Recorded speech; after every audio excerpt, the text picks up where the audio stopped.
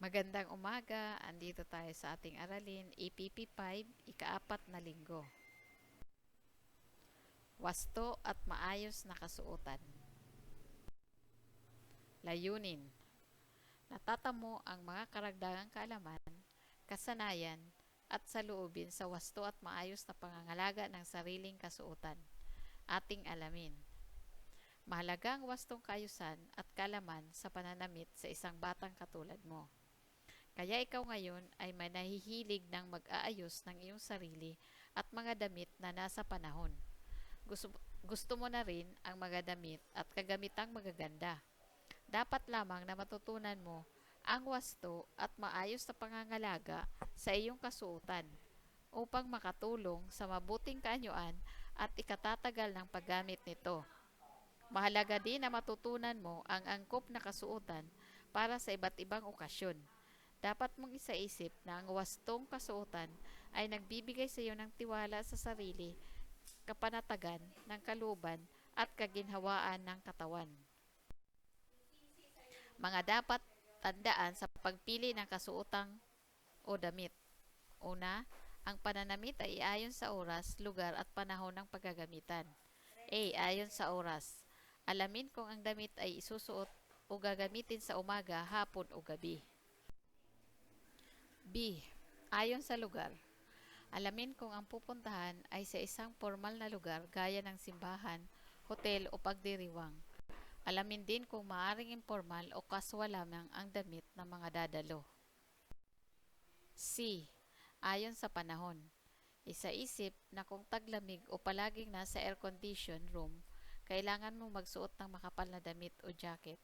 At kung tag-init naman, magsuot ng damit na nakasipsip ng pawis at malamig sa katawan. Pangalawa, isaisip din ang kulay at estilo ng damit na nababagay sa iyo.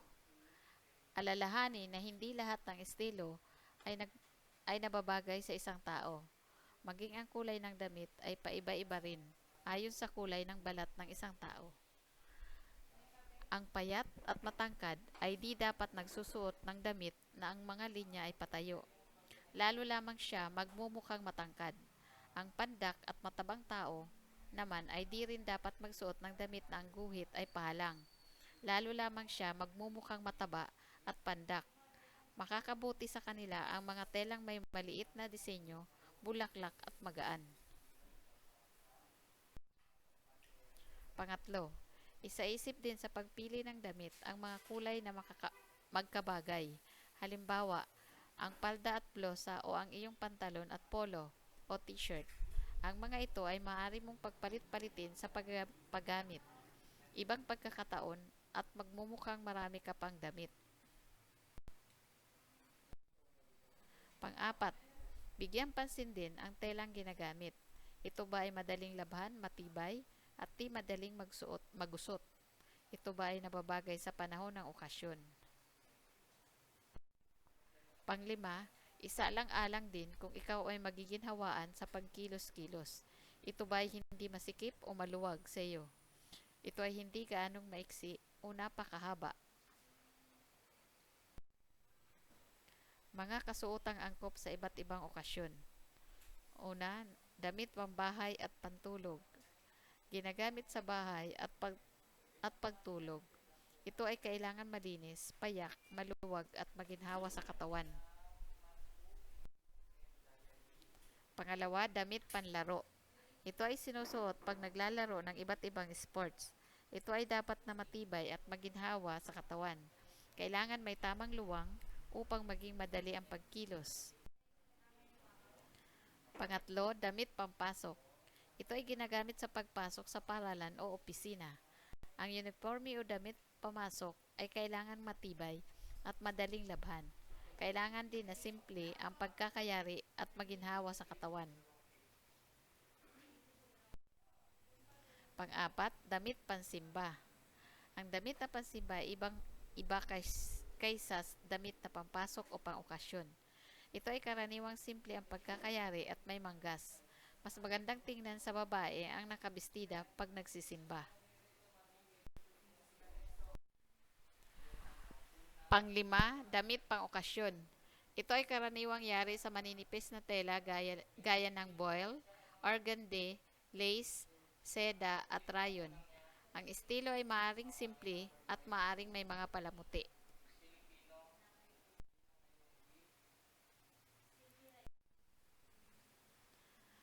Wastong paraan ng pangangalaga ng kasuotan. Mahalaga ang kaalaman sa wastong pangangalaga ng kasuotan. Ito ay nakakatulong na makatipid ng salapi, oras at lakas. Nakatutulong din ito upang tumagal ang pakinabang mo sa iyong kasuotan. Ang wasto at maayos na pangangalaga sa damit ay isang paraan upang ikaw ay mabigyan ng matikas na kaanyuan. Sundin ang mga sumusunod na mga lituntuning pangkalusugan at pangkaligtasan sa pangangalaga ng kasuotan. Una, bigyan ng wastong pag-iingat ang kasuotang mula sa pagsuot nito hanggang sa paghuhubad. Huwag magmadali at padalos-dalos kung nagbibihis nang maiwasan ang pagkatastas o pagkapunit nito. Bigyang pansin ang lugar na iyong inuupuan upang hindi madaling madumihan ang damit. Pag-ingatan din ang damit nang hindi marumihan o mamantsahan habang kumakain. Pangalawa, magpalit agad ng damit pambahay. Pahanginan ang damit na hinubad gaya ng paghahangin nito upang matuyo at maalis ang amoy pawis. Pangatlo, ilagay sa tamang sisidlan ng damit na marumi pagkatapos pahanginan kung hindi nagagamitin. Huwag bayaang nakakalat, nakasampay o nakatambak ang mga damit sa marurumi o ang mga hinubad. Kuskusin ng brush para sa damit ang mga pantalon, palda o jacket na muling isusuot bago ihangir at pahanginan. Panlima, ayusin o kumpunuhin agad ang damit na may tastas o punit bago labhan upang hindi lumaki ang sira.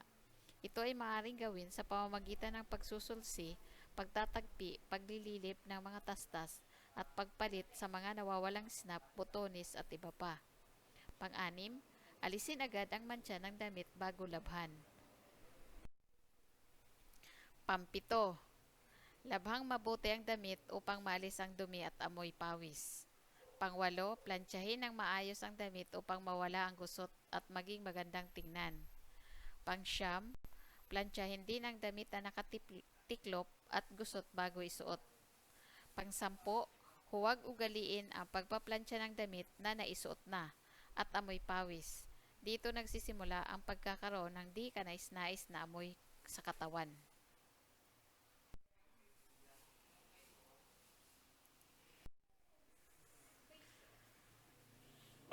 Hanggang sa muli nating klase. Salamat!